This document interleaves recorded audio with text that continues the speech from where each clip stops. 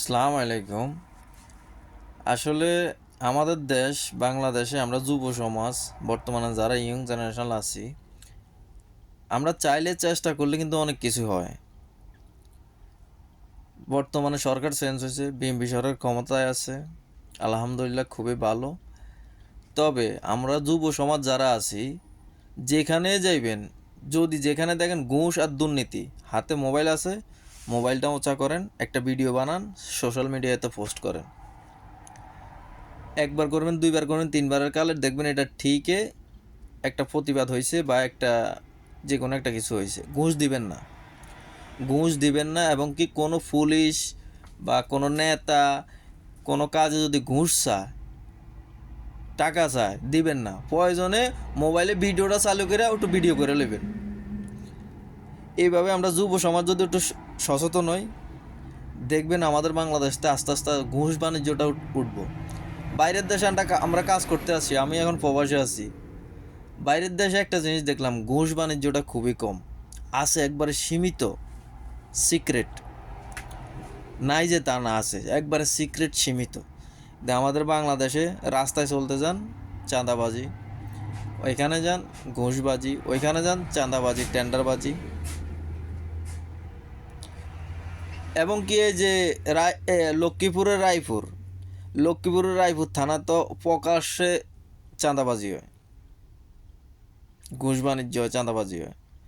আমি অনেক পুলিশের নাম ধরেও বলতে পারবো,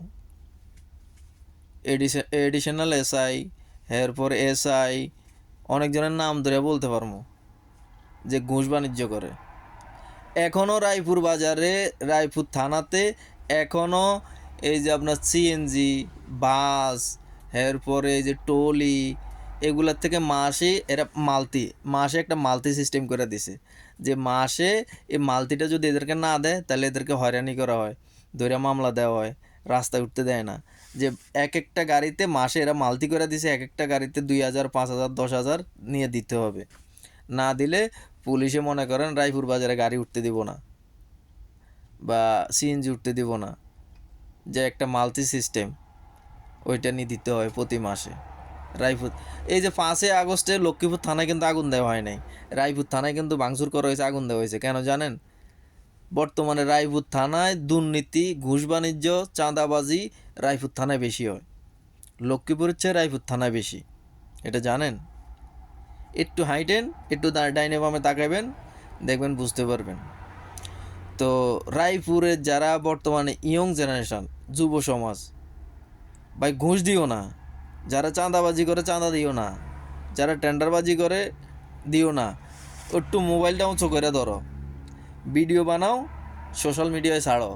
না পারলে আমাদের মেসেঞ্জার সবসময় খোলা থাকে, আমার মেসেঞ্জারে পাঠাও, আমি ছাড়বো।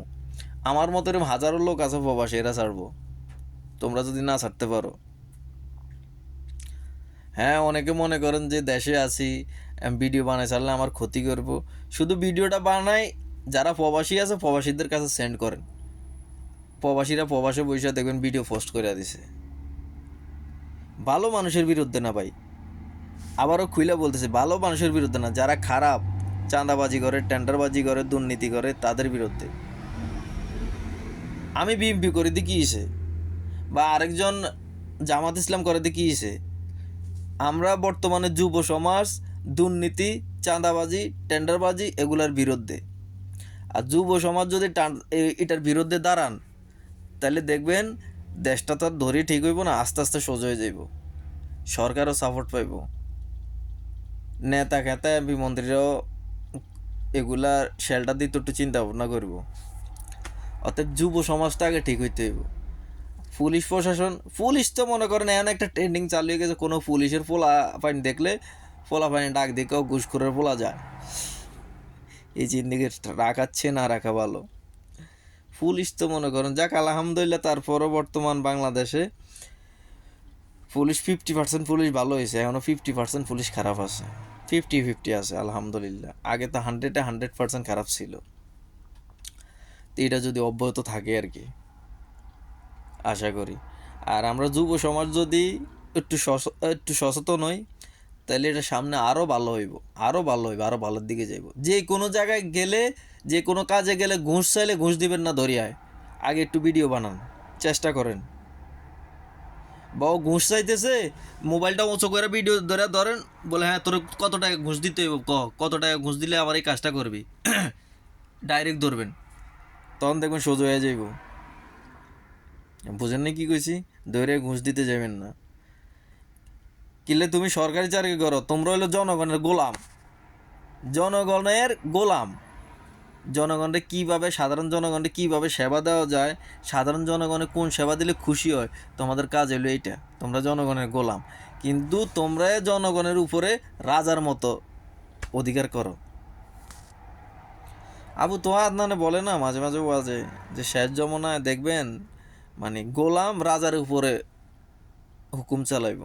কথাটা তো বাস্তব। সরকারি চাকরি যারা করে এরা জনগণের গোলাম না, কিন্তু এরা জনগণের উপর হুকুম চালায়, এটাই বাস্তবতা। তো ইনশাল্লাহ আমরা যুব সমাজ যেখানে দুর্নীতি দেখবো, ডাইরেক্ট ক্যামেরা অ্যাকশন দুর্নীতিবাজদের বিরুদ্ধে।